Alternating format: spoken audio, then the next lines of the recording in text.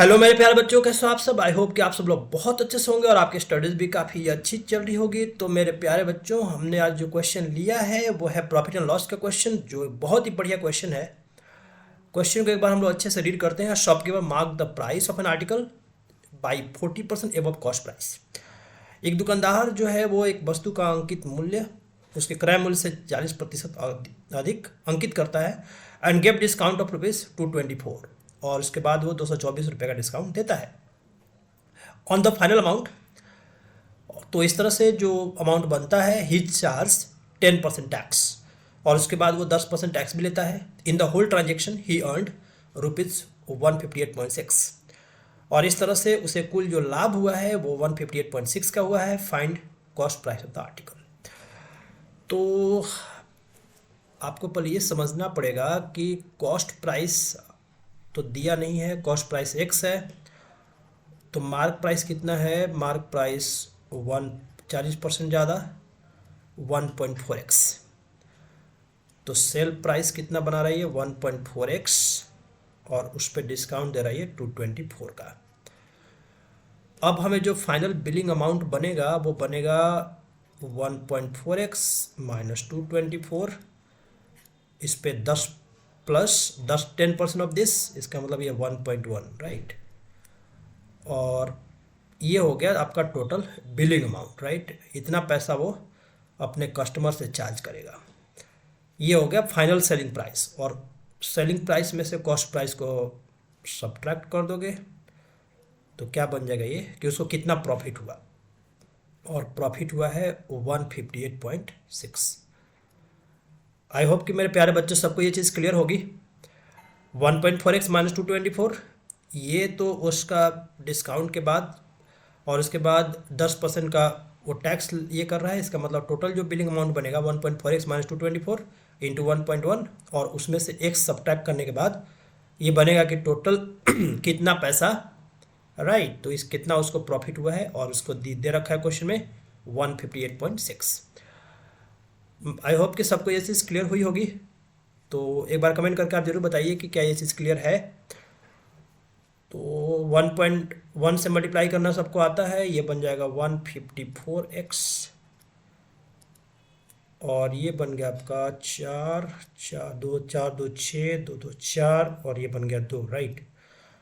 ये बना पॉइंट और माइनस x, और ये बन गया 158.6। ये 0.54x की वैल्यू आ गई, और ये इधर चला गया तो 158.6 को ऐड करना पड़ेगा 246.4, 1504 405। तो x की वैल्यू आ जाएगी 405 डिवाइड बाई 54 इंटू 100। आप इसको कट कर लो, 9 छक्का 54, ये हो गया 45, 3 से कर लो, 3 से 15, 3 से 2, और 2 से 50।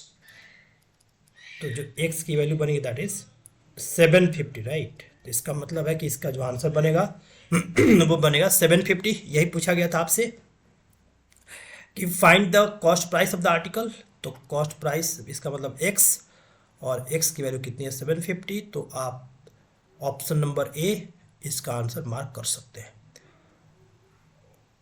इसका जो आंसर बनेगा that is a will be the answer. Done. तो आई होप कि मेरे प्यारे बच्चों आपको ये चीज़ समझ आई होगी। इन्होंने क्या किया था कि कॉस्ट प्राइस पूछा था, और मार्क प्राइस जो बनाया था 40% एबव द कॉस्ट प्राइस। तो कॉस्ट प्राइस को अगर एक्स लिया तो मार्क प्राइस 1.4x बना। डिस्काउंट जो हमेशा आप इस चीज़ को याद रखेंगे कि डिस्काउंट हमेशा मार्क प्राइस के ऊपर दिया जाता है। तो इसका मतलब है कि 224 रुपया, ये मार्क प्राइस 1.4x में से 224 गया, तो ये बन गया सेल प्राइस।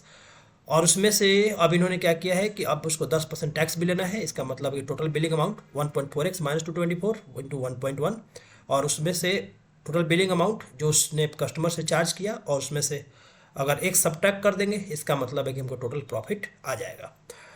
तो आई होप कि ये चीज़ सबको समझ आई होगी। एक और क्वेश्चन देख लेते हैं हम लोग। ये भी क्वेश्चन, हाँ, ये क्वेश्चन टाइम एंड वर्क का है। बहुत इजी क्वेश्चन आप कर पाएंगे मेरे ख्याल से। आपका आंसर क्या आ रहा है एक बार कमेंट करके बताइए। क्वेश्चन एक बार रीड कर लेते हैं हम लोग। A can do a work in 36 days, A किसी काम को 36 दिनों में, while B can do the same work same in 48 days. मेरे प्यारे बच्चों, जब भी इस तरह का क्वेश्चन आता है तो सबसे पहले हम लोग ए करता है 36 दिन में और बी उसी काम को करता है 48 दिन में। वर्क क्या लेते हैं हम लोग, दोनों का एलसीएम, 36 48 का एलसीएम 144। ये बनेगा एक दिन का काम 4, इसका एक दिन का काम 3। मेरे ख्याल से यहाँ तक तो आप सभी को क्लियर होगा। ये तो कॉन्सेप्ट हम लोगों ने कई बार डिस्कस किया है। चलिए, A can do a work in 36 days while B can do the same in 48 days. If A works for X days, A ने X दिन काम किया तो A का एक दिन काम है 4, तो X दिन में A करेगा 4X. While B work for X plus 2, तो 3X plus 6.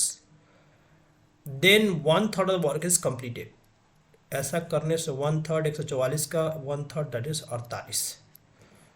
7x की वैल्यू हो गई 42, तो x बन गया 6। उम्मीद करता हूँ कि सबका जो आंसर है वो 6 ही आ रहा होगा। सब एक बार कमेंट करके आप जरूर बताइए। तो find the value of x, तो जो x की वैल्यू होगी that is 6 will be the answer. देख लेते हैं किस ऑप्शन में है ये। Option number C, that will be correct. All right, तो आई होप कि सबको ये चीज़ क्लियर हुई होगी। प्लीज़ एक बार कमेंट करके जरूर बताइए कि जो ये वीडियो है आपको कैसा लग रहा है और इससे आपको कितनी मदद मिल रही है। अगर आपको मदद मिल पा रही है, अगर आपको वीडियो अच्छा लग रहा है तो आप प्लीज़ लाइक सब्सक्राइब करना ना भूलें। और जो भी आपके फ्रेंड्स हैं जो गवर्नमेंट जॉब की प्रिपरेशन कर रहे हैं उनको एक बार चैनल के बारे में ज़रूर बताइए कि एक सर का जो एक प्रयास है कि सभी गवर्नमेंट जॉब की प्रिपरेशन करने वाले स्टूडेंट्स के पास पहुंचा जाए, उन तक अपना कॉन्सेप्ट दिया जाए, सो दैट कि उनका जो कॉन्सेप्ट है वो भी बेहतर हो पाए और वो गवर्नमेंट एग्जामिनेशन में चयनित हो पाए, सिलेक्शन ले पाए। तो और आपको किस टॉपिक के वीडियो की रिक्वायरमेंट है प्लीज़ आप ज़रूर बताइए, और किस जगह से, किस शहर से, किस गांव से आप देख रहे हैं वीडियोस, तो प्लीज़ आप एक बार कमेंट जरूर करिए। और जिन लोगों ने चैनल को सब्सक्राइब नहीं किया है प्लीज़ आप चैनल को सब्सक्राइब जरूर कर लीजिए और बेल आइकन को प्रेस कर लीजिए, और कोशिश करिए कि वीडियो को अंत तक देखें, सो दैट कि आपका जो भी कॉन्सेप्ट है वो पूरी तरह से क्लियर हो पाए। So thank you everyone, thanks for watching. आप ऐसे ही चैनल पे बने रहिए, वीडियोस को देखिए। तब तक हम लोग और अच्छे वीडियोस और भी कॉन्सेप्ट्स के साथ आते हैं नेक्स्ट वीडियो में। तब till then have a great day, bye.